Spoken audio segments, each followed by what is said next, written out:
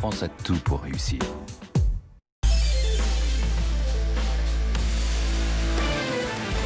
BFM Business. L'émission 100% placement. BFM Patrimoine. Cédric Decoeur. Tout de suite, pour entamer cette deuxième heure de BFM Patrimoine, on file rejoindre une salle de marché, en l'occurrence celle de Fastea Capital, où on retrouve Thibaut François. Bonjour Thibaut. Bonjour Cédric. Bon, on veut grimper, mais pour le moment, on n'arrive pas à prendre vraiment de l'élan. Et chaque fois qu'on tente de faire de l'œil aux 5000 points, on a l'impression qu'on redevient timide.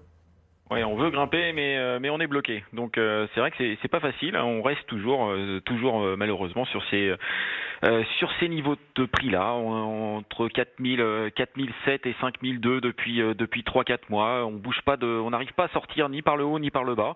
La volatilité reste toujours très importante. Le VIX est toujours sur des niveaux plus importants que la moyenne. On a l'or en plus qui remonte. On a la crise sanitaire qui est bien sûr toujours présente et les élections américaines qui nous donnent pas de visibilité. Et d'un autre côté, on a des espoirs comme ce matin que on va dire que le plan de relance aux États-Unis soit accepté. Donc tout ça fait que bon an mal an, on gagne 0,5 rapidement, on les repère rapidement aussi derrière. On garde toujours une volatilité intraday toujours assez importante, avec quand même des on va dire plutôt cycliques qui sont plutôt plébiscités depuis quelques semaines. On a les bancaires qui essayent de rebondir un petit peu avec les assureurs, donc ça c'est plutôt pas mal orienté. On a les télécoms aussi qui sont bien orientés. On a Bouygues qui gagne 2%, on a Orange aussi qui gagne pratiquement 2%. Donc marché toujours très compliqué à lire, aucune visibilité, donc c'est pas facile d'investir avec 3-4 ans de devant soi, parce qu'aujourd'hui à 3-4 mois on a aucune visibilité, donc compliqué. Par contre, ce qui est intéressant, c'est que cette semaine on a quand même beaucoup de publications, et on a aussi des indications importantes. C'est que qu'est-ce que vous allez chercher dans ces publications, Thibaut? Un petit peu de visibilité, c'est-à-dire qu'on la trouve pas d'un point de vue macroéconomique. On a quand même la crise sanitaire, on a les élections américaines, beaucoup d'incertitudes avec le Brexit et le plan de relance aux États-Unis. Donc on va essayer de se rassurer avec les fondamentaux des entreprises. Nous, c'est notre cœur de métier, donc on va essayer de rechercher les tendances des entreprises d'un point de vue microéconomique. Est-ce que les ventes ont été bonnes? Est-ce qu'on a un peu de visibilité sur les prochains mois? Quel est le carnet de commandes? Voilà. On va chercher toutes ces indications, et on a des publications qui sont particulièrement intéressantes cette semaine parce que très opposées. On a notamment LVMH qui va publier son chiffre d'affaires troisième trimestre jeudi. Le marché s'attend à un rebond des ventes pour LVMH. Le groupe LVMH fait pratiquement 0 depuis le début de l'année, moins 0,3% depuis le début de l'année, donc avec des ventes S1 qui ont été très pénalisées par le coronavirus. Donc on s'attend à un rebond sur le T3 et surtout un petit peu plus de visibilité sur les prochains trimestres, parce que sinon la valorisation ne serait pas justifiée. Et d'un autre côté, on a une publication comme Publicis par exemple qui publie aussi jeudi, et c'est diamétralement opposé, c'est-à-dire que Publicis perd 25% a pratiquement été divisé par 3 sur les dernières années. C'est un secteur qui a été très attaqué, notamment toute la partie publicitaire et aussi la concurrence avec les GAFAM.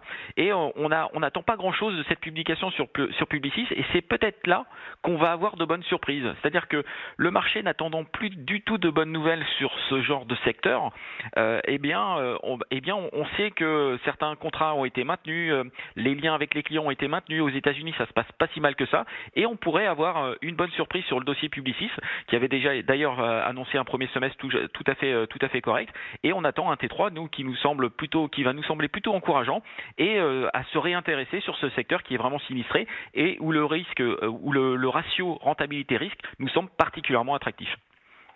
Quelle valeur vous regardez plus particulièrement ce matin? Écoutez, je vous parlais à l'instant de Publicis et de LVMH. Restons sur le secteur des médias. On a TF1 et M6 qui sont attaqués ce matin, qui perdent 3 et 4%. On parle d'un marché publicitaire qui pourrait être encore tendu sur la partie française sur le quatrième trimestre. Alors c'est des articles qui sont sortis dans les Échos ce matin, mais j'ai envie de dire, c'est pas une surprise. C'est-à-dire qu'aujourd'hui, le marché publicitaire est attaqué depuis le début de l'année avec le coronavirus. Les actions ont baissé de 20, 30, 40%. Heureusement que le marché est attaqué, parce que si ça perdait 30 ou 40% sur ce genre de valeur, et que le marché était sain et surtout avec une grosse visibilité sur les prochaines années, on serait sur des aberrations. Là, aujourd'hui, la valorisation nous semble particulièrement apprécié déjà cette baisse d'activité sur l'année 2020. Après, les atouts, que ce soit sur M6 ou TF1, sur lesquels on est acheteur des deux entreprises, on trouve que les entreprises sont très bien gérées, qu'elles ont du cash, qu'elles réussissent dans une période difficile comme cette année, parce que l'année est difficile pour les médias, on en convient, et elles ont réussi à réduire leur charge de façon importante pour se mettre en mode crise et continuer à gagner des parts de marché et continuer à gagner de l'argent pour leurs actionnaires et avoir on va dire un aspect social qui est plutôt intéressant dans les entreprises. Donc c'est des entreprises qui nous semblent mal valorisées, et c'est vrai que sur des baisses de marché comme on peut le voir aujourd'hui sur un TF1 ou sur M6, je pense que c'est plutôt des opportunités pour renforcer les lignes. Merci beaucoup Thibaut François, donc cofondateur associé de Faster Capital, en ligne ce matin avec nous depuis Nantes.